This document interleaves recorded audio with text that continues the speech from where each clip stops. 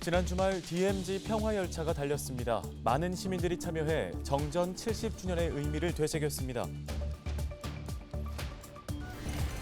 김동근 의정부 시장이 원희룡 국토부 장관을 만나 8호선 의정부 연장을 강력하게 요청했습니다. 김 시장은 밀락 고산지구의 교통난을 강조하며 8호선 연장의 필요성을 요청했습니다.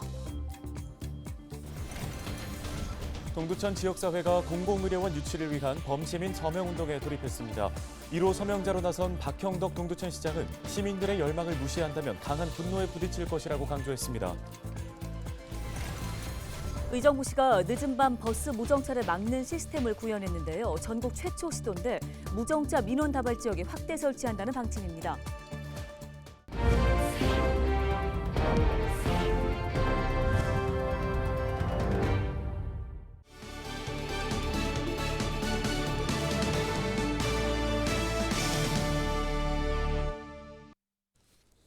시청자 여러분 안녕하십니까? 헬로티비 뉴스입니다.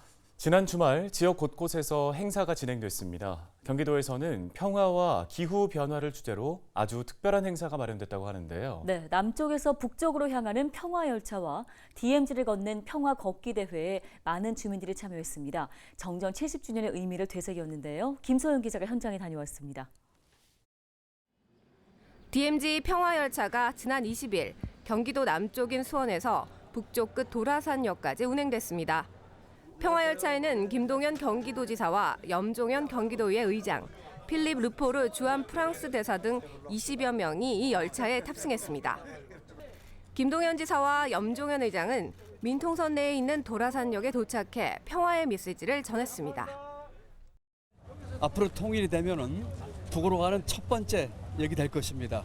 앞으로 이 평화와 통일을 위한 대장정을 오늘 우리 DMZ 평화 걷기로 해서 경기도민과 또 많은 외교사절과 함께 하려고 합니다. 앞으로 우리에게 주어질 큰 사명, 평화와 통일에서 함께 매진하도록 하십시다. 남북이 냉전 상태이긴 하지만 저희가 이렇게 도라선역을 경기도 차원에서 많은 주한 대사님들과 함께 또 많은 도민들과 함께 관심을 가지고 이러한 평화 행사를 한다는 자체가 어려운 상황이지만 평화를 향해 한 걸음 한 걸음 나아가는 그런 좋은 평화에 대한 메시지가 아닐까 싶고. DMZ 평화 걷기 대회도 이어졌습니다. 지난 2019년부터 시작된 DMZ 평화 걷기 대회는 민통선 내 임진강변 생태 탐방로를 걸으며 비무장지대 주변에서 평화와 생태, 역사의 가치를 느낄 수 있도록 매년 진행되고 있습니다. 이날 걷기 대회에는 총 15개국의 주한 외국 대사와 참전국 외국인 유학생 등 1,500여 명이 참여해 민통선 내 생태 탐방로를 걸으며 평소에는 볼 수 없었던 철조망 너머 생태계를 관람했습니다. 참여자들은 모두 한반도가 비핵화로 평화롭게 되길 바라며 북쪽까지 걸을 수 있는 날이 오길 기대했습니다. And I would say that I like pretty much what you can see in Dorasan Yok to be well, not the last station to the north, but the first one. That's right. I believe that we should all believe in that. Okay. 이번 행사는 정전 70주년을 기념해 마련됐으며 이날 열린 평화열차와 평화걷기를 시작으로 오는 11월까지 비무장지대의 생태, 평화, 역사 가치를 알리는 공연과 전시, 학술, 스포츠 등 다양한 행사가 진행됩니다. 헬로티비 뉴스 김소영입니다. 김동근 의정부 시장이 원희룡 국토교통부 장관에게 8호선 의정부 연장을 강력히 요청했다고 22일 밝혔습니다. 원희룡 국토부 장관은 지난 17일 고산지구 아이돌봄 클러스터 조성 사업 지원을 위해 의정부시를 방문했는데요. 이 자리에서 김동근 의정부 시장은 원희룡 장관을 만나 밀락 고산지구의 교통난 해소가 절실하다고 강조하며 제5차 국가철도망 구축 계획에 8호선 의정부 연장 사업이 반영될 수 있도록 적극적으로 지원해달라고 요청했습니다. 한편 의정부시는 8호선을 고산 밀락지구까지 연장하기 위해 철도망 효율화 방안 사전 타당성 조사 용역을 진행하고 있습니다. 경기 지역 지자체들이 경기 동북부 공공의료원 유치를 두고 경쟁하고 있는 가운데 동두천 지역사회가 공공의료원 유치를 위한 범시민 서명운동에 돌입했습니다. 동두천 지역사회는 지난 20일 서명운동을 시작했는데요. 박형덕 동두천시장이 첫 번째 서명자로 나섰습니다. 동두천시는 이미 건설돼 있는 재생병원을 경기 동북부 공공의료원으로 활용하는 방안을 제안하고 있습니다. 건축비 절감은 물론 2년 이내 신속하게 개원할 수 있다는 점을 강조하고 있는 건데요. 최근 활동을 시작한 동두천시 지역발전 범시민대책위원회도 공공의료원 유치를 지역의 수건 사업으로 선정하고 범시민 운동을 전개하고 있습니다.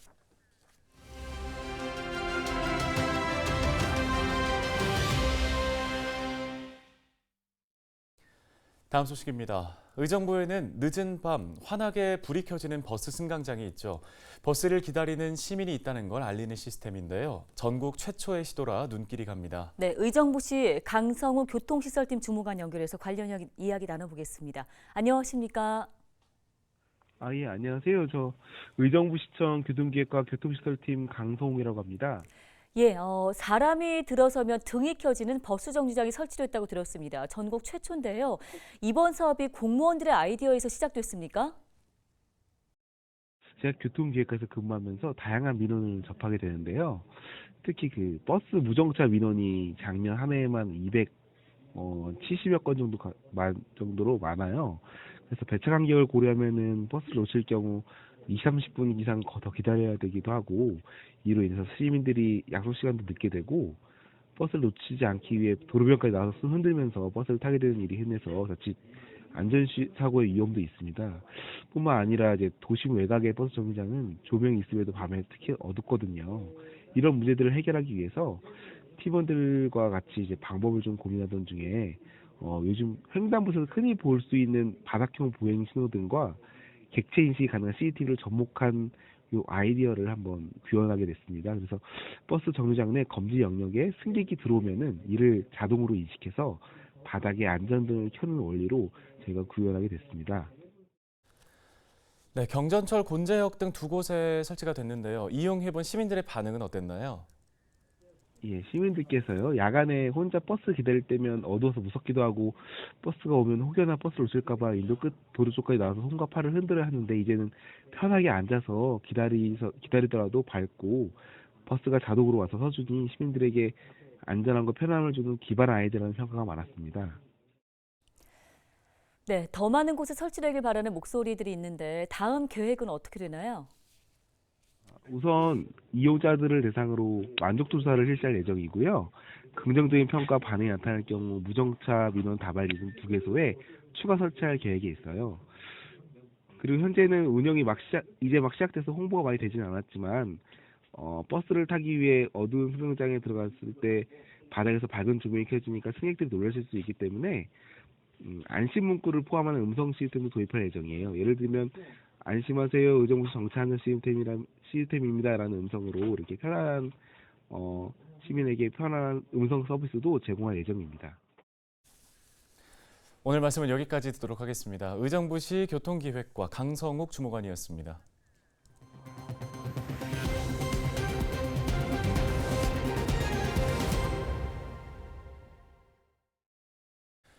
혼자 사는 여성이 외출한 사이 훔쳐본 비밀번호를 이용해 여성의 집을 들락거린 남성이 구속됐습니다. 지난달 21일 의정부 경찰서에 집을 비운 사이 낯선 남자가 들어왔다는 여성의 신고가 접수됐습니다. 이 여성은 외출해서 돌아올 때마다 뭔가 이상하다는 느낌을 받고 홈캠을 설치했고, 이날 한 남성이 집으로 들어온 것을 확인했습니다. 홈캠에 녹화된 영상에는 낯선 남성이 집 안으로 갑자기 들어와 집안을 이곳저곳 돌아다니고 있었고 무려 7차례나 드나든 것으로 확인됐는데요. 신고를 받은 경찰은 CCTV 추적 등을 통해 이달 초 30대 남성을 검거했습니다. 이 남성은 운동을 하기 위해 아파트 계단을 오르내리다가 여성 A씨가 도어락을 열 때 비밀번호를 훔쳐봤다고 진술했습니다. 범행 동기에 대해서는 혼자 사는 여성의 집이 궁금했다고 말한 것으로 알려졌습니다. 경찰은 인명이나 재산의 피해는 없었지만 여성 혼자 사는 빈집에 교묘하게 들어가는 등 죄질이 불량하고 위험하다고 판단해 야간 주거 침입 절도 미수 혐의로 구속 송치했다고 설명했습니다. 22일 새벽 5시쯤 포천시 내촌면에 있는 비닐 재활용 공장에서 화재가 발생했습니다. 화재 당시 공장에 있던 6명이 모두 대피하면서 다친 사람은 없는 것으로 파악됐습니다. 공장 내부에 가연성 화학연료가 많아 진화 작업이 길어졌지만 5시 40분쯤 큰 불길은 잡았습니다. 소방당국은 정확한 화재 원인을 조사하고 있습니다. 다음 소식입니다. 양주 회암사지 유네스코 등재 기원 콘서트가 오는 31일 저녁 7시 양주 시립 회암사지박물관 잔디광장에서 열립니다. 이번 콘서트는 양주시 시승격 20주년을 기념하는 한편 회암사지의 유네스코 세계유산 등재를 기원하기 위해서 마련됐습니다.